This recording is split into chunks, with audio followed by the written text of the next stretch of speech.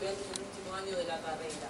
En el mismo tenemos la elección de un centro de práctica, el cual es de forma voluntaria, y nosotros elegimos un centro de privación de libertad para adolescentes.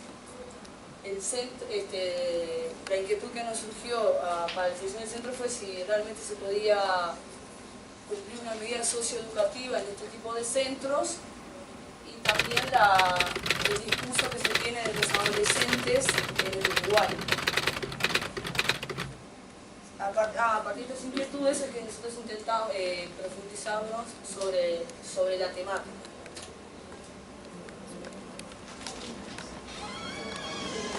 El trabajo resume ideas y pensamientos que nos fueron surgiendo a lo largo de la práctica final. Lejos estamos de buscar con este trabajo conclusiones cerradas, sino brindar herramientas para que nos permitan el cuestionamiento constante del trabajo. Desafío es el único centro, en el Uruguay que trabaja con adolescentes de 13 a 15 años. Bueno, el marco en el que se da la privación de libertad de adolescentes en el Uruguay está dentro de lo que es el Código de la Niñez y la Adolescencia. El Uruguay, que es la respuesta que se le dio cuando se ratificó la Convención Internacional de los Derechos del Niño. Se tardó 20 años, pero se logró. Y en estos momentos se encuentra todo el proceso de la educación normativa, de la cuestión del proceso estructural. Quien llama a medida socioeducativa la privación de libertad es el Código de la Niñez y Adolescencia, así es como está escrito, y es una de las tantas medidas que se les puede imponer a los adolescentes que se encuentran responsables e imputables de haber cometido una infracción a la ley.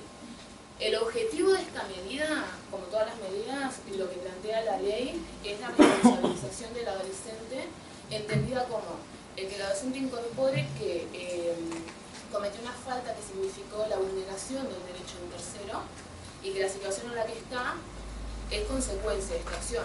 Entonces acá como que surge una de las primeras inquietudes que nos surgían justamente en la práctica, que es que, bueno, ¿cómo pensar en que un niño, un adolescente incorpore cuestiones de derechos de terceros cuando por nuestra experiencia y por lo que vivimos vemos que vienen de historiales de propia vulneración de derechos y de historiales de marginación y de exclusión social? Entonces también pedirles que se afinen a las normas de una sociedad que históricamente los ha excluido, digo, es como que representa un desafío al generar intelecto y al generarse a esa sociedad, como que surge. Después, dentro del contexto también, bueno, es una práctica de educación social, para resumir lo que se ve ahí, es una disciplina que se avanza en la pedagogía social, que busca incidir en la dimensión social de la persona, que el resultado tiene que ser educativo, más allá de que es dentro de lo social, y que la idea es que la persona pueda tener sus intereses, cumplir con sus necesidades, pero de una forma socialmente aceptada. Pero que esta forma socialmente aceptada no signifique sacrificar esos intereses. Y bueno, esto ya más o menos se dijo, se encuadra en la práctica, no mucho más, que en realidad somos dos experiencias distintas, una se hizo en el 2012, otra en el 2013, y lo que estamos poniendo más o menos lo que vimos en común. El centro. El desafío es un centro que anteriormente funcionaba como un convento. Es un lugar, en la foto inicial era la fachada, es un lugar grande y muy frío. La capacidad de plazas son de 25, en el año 2012 se contaba con 35 adolescentes, en el año 2013 con 42, siendo 25 la plaza. Las condiciones, como dice ahí, de higiene eran aceptables, si bien se contaba también con personal de la limpieza. El centro tiene patio, baño, comedor, gimnasio, enfermería, multiuso, biblioteca y espacios de talleres. A eso ya lo dije recién. El equipo de trabajo está conformado por 50 personas aproximadamente, contando director, coordinador de servicio, de turno, maestros, educadores sociales, funcionarios de módulos, psicólogos, maestros y talleristas. Las horas de encierro era un promedio entre 20 y 23. Lo que queríamos aclarar en esta parte, igualmente no hay problema, es que las horas de encierro iban en función de si los adolescentes estaban sancionados por alguna conducta dentro del centro. En algunas ocasiones, o en la gran mayoría, cuando el adolescente estaba sancionado, no participaba de los talleres. Y es ahí cuando aumentaba en algunas ocasiones las horas de encierro. Igualmente eso también variaba en función del personal de turno, ¿no? Con la cabeza o con la postura que estaba el educador de turno, por decirlo de alguna manera. Bueno, una de las observaciones son la consistencia de dos paradigmas, de situación irregular y sujeto de derechos. Si bien existe, como lo decíamos recién, transiciones, esas se ven reflejadas en las prácticas. Se ven por un lado funcionarios que sí reconocen al adolescente como una persona con derechos, con obligaciones, con necesidades, y siguen existiendo otras personas que trabajan directamente con los adolescentes que lo ven más que nada como un objeto de intervención. Que eso lo que vemos es que limita muchísimo la capacidad de desarrollarse como individuos autónomos. Y no queremos decir, no hacemos un juicio de valor en el sentido de que muchas veces desde las mejores intenciones se trata a la persona como cosa y se decide, se hace desde como un objeto, desde, no sé, desde vestirse y lavarse los dientes hasta cuestiones más que tienen que ver con situaciones salubres más duras como el considerar que una persona por estar privada de libertad merece el menoscabo de sus derechos, cuando en realidad específicamente la ley dice que el único derecho que se debe vulnerar es el de la libertad. Bueno, existe un desacople real entre los discursos y las prácticas. Se habla de intenciones de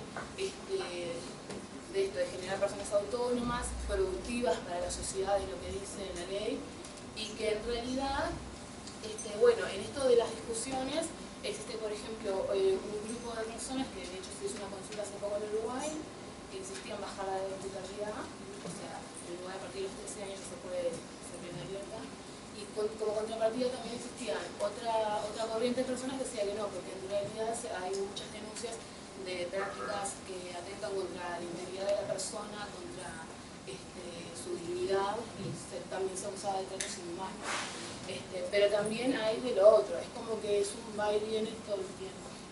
Bueno, y lo que otra observación es el desconocimiento de los adolescentes de su situación, tanto en lo legal, sobre qué están acusados, quién es su representante legal, cuánto tiempo van a estar ahí, se desconoce, pero también en lo simbólico, qué significa hoy socialmente el haber pasado por un centro de privación de libertad, las consecuencias que nuestra sociedad es como que en realidad tú cumpliste supuestamente con la sociedad porque cumpliste la cantidad de años que corresponde a tu medida, pero una vez que te fuiste, igual sí el tema de que tú estuviste en la cárcel, sí, el tema de la exclusión, ese tipo de significados no se tienen en cuenta. Y bueno, y lo último de esta es el alto nivel de deserción escolar, que eso es una limitante enorme, porque nos encontramos con chicos de 15, 16 años que no saben leer y escribir, entonces el pedirles que reflexionen sobre una situación cuando no tienen muchas veces la cantidad de conocimiento, la cantidad de palabras, es bastante difícil.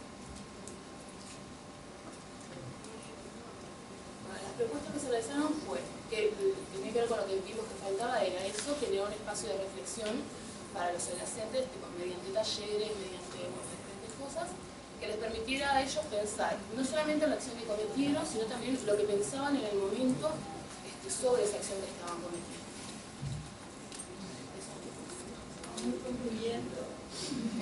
Sí. En el año 2003, el lenguaje en su función de herramienta para la integración entre el hombre y la cultura. Con esto lo que está bastante difícil sintetizar, pero lo que encontramos en el año 2003 fue la necesidad educativa que iba por dos lados, por el uso inadecuado de la tecnología de los adolescentes, por ejemplo, al referirse al delito cometido, decían, por ejemplo, trabajo, o por ejemplo, al centro lo llamaban hogar, como que no se tomaba en cuenta la dimensión. Y eso por un lado, y también el uso de las palabras a la hora de poder expresar la situación que estaban viviendo actualmente. O sea, no, era muy difícil que cualquiera de los adolescentes en palabras pudiera expresar realmente cuál situación, el por qué estaba ahí, cuánto era su pena, o si no simplemente su medida, sino cómo era como que de eso que no lo podían poner en palabras, era muy difícil. Entonces se trató de eso, de poder brindar herramientas, el lenguaje como herramienta de interacción entre la cultura y el hombre. Bueno, para cerrar las inquietudes, ¿se puede considerar la privación de libertad como una medida socioeducativa? Para nosotros no. El encierro en sí mismo no es una medida ni socioeducativa ni educativa ni nada. Es más, se puede hablar de adiestramiento, se puede buscar una corrección de conducta sin pensar, pero en sí mismo no es educativo. No vemos prácticas que busquen autonomía y tampoco vemos que se pueda, aislando a una persona, enseñarle cómo vivir en grupo. Nosotros preguntamos también qué influencia tiene el contexto en el que se dan las prácticas. Insistimos mucho, el desafío está bajo la órbita de INAU, el Instituto Unido de Docentes del Uruguay. Estamos de acuerdo que, como hacía la luz anteriormente, el cambio de paradigma de sujeto-objeto a sujeto-derechos estaba muy instituido. Entonces, si bien se está reconociendo en el Uruguay la intencionalidad de poder cambiar esa línea de trabajo, reconocemos que lo instituido está muy arraigado aún.